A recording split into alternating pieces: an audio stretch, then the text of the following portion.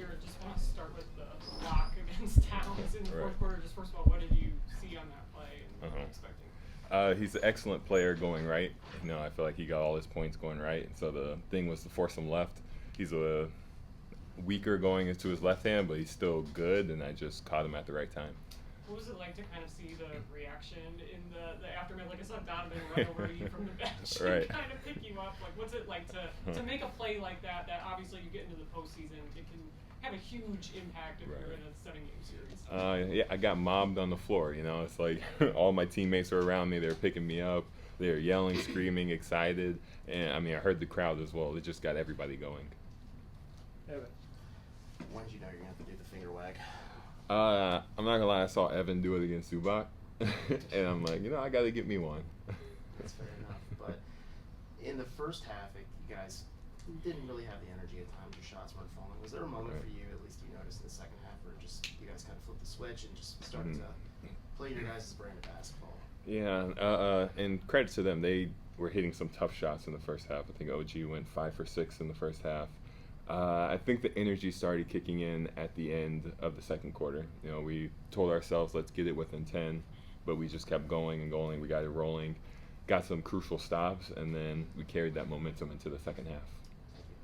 You've seen a lot from Isaac over your tenure being here, but over the last couple of weeks, it feels like he's stepped it up, even though he's not necessarily gotten the minutes. In his stints, he's played to a high caliber. What have you seen from him to be able to play, even in smaller minutes, to the high caliber, high energy that this team needs? Right. Just to be ready at any single moment. I know with this team, we have a lot of talent, so knowing when you're going to play, knowing how much you're going to play is always questionable every single night, especially for a guy that's in the position that Isaac is in.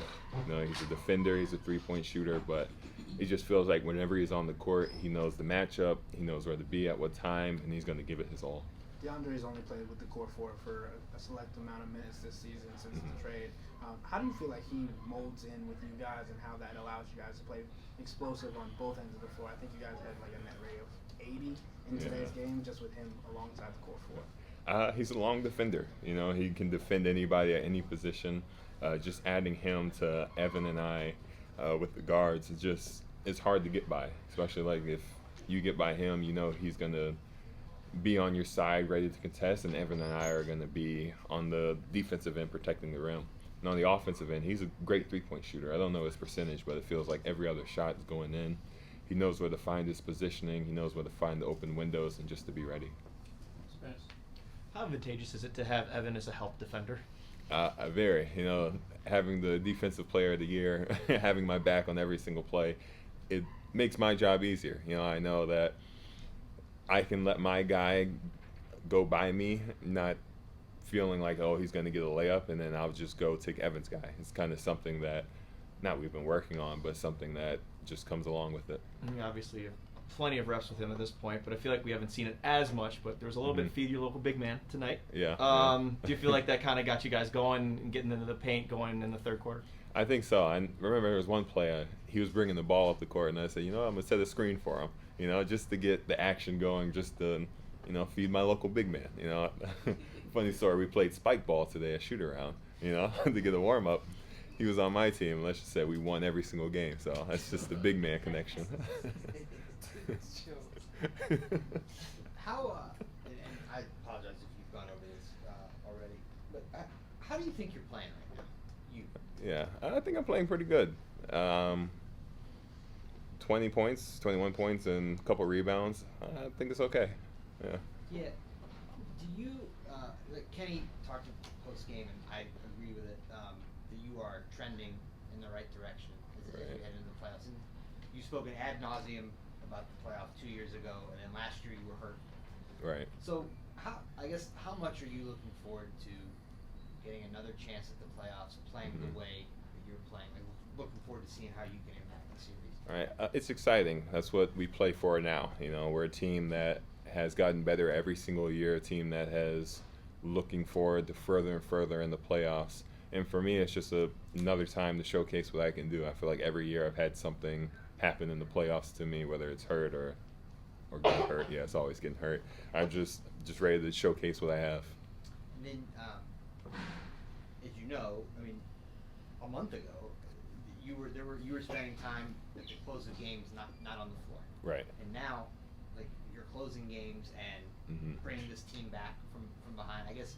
Right. How did you stay in it mentally when that was happening to you, and how do you feel about your role now? I feel like that's easy for me, not closing games, because I truly do trust Kenny. You know, I've trusted him all my career about him making the correct decision to help win games. I know a lot of times, sometimes it's not my night, just to be honest, and I'm not playing well, and I completely understand it's not my time to be on the court. And credit to DeAndre, you know, it's usually him who's out there. He does excellent. He brings us back in games. He's the perfect defender for those times. And when my time is called to be the finisher, it's my time. Right. From your perspective, playing next to him so much, why is Evan the defensive player? One, he has, I feel like, a block every single night, at least 2 blocks every single night. Guarding on the perimeter, I don't know where we are in the defensive standings, but I feel like he's been leading us to the top of that. Switching, I feel like he's guarding guards that are driving on him. I think when people are scared to go against you, that gives you a lot of credit. It doesn't show up in the stats, but people are literally driving to the rim and turning around because they see Evan. And having that trust in Kenny, for what you just talked about with Joe's question, is that rare to have that level of a trust, or just the time it takes to build that? It definitely takes time. I mean, this is a league that has a lot of turnover, whether you're a player or a coach. And to build trust, like I have in Kenny, I mean, he was my first coach. He's this, honestly, all I know at this point, you know, other than JB for those few years.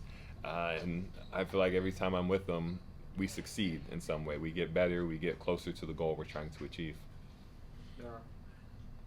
On Kenny, since you know him so well, I don't imagine there's been a lot of times this year where he's had to get on you guys, but recently there's been a couple of moments where he has. Right.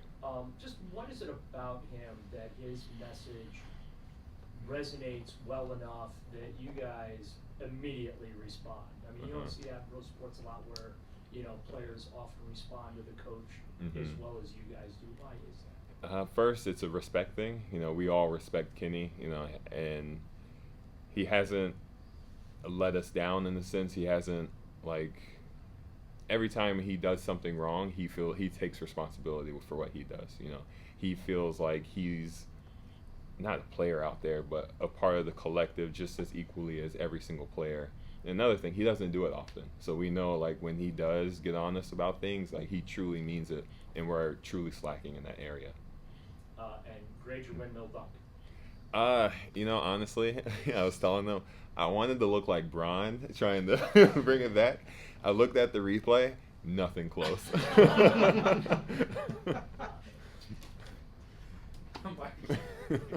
Jarrett, you were a 5-star recruit from that high school, first-round pick. You've been an all-star.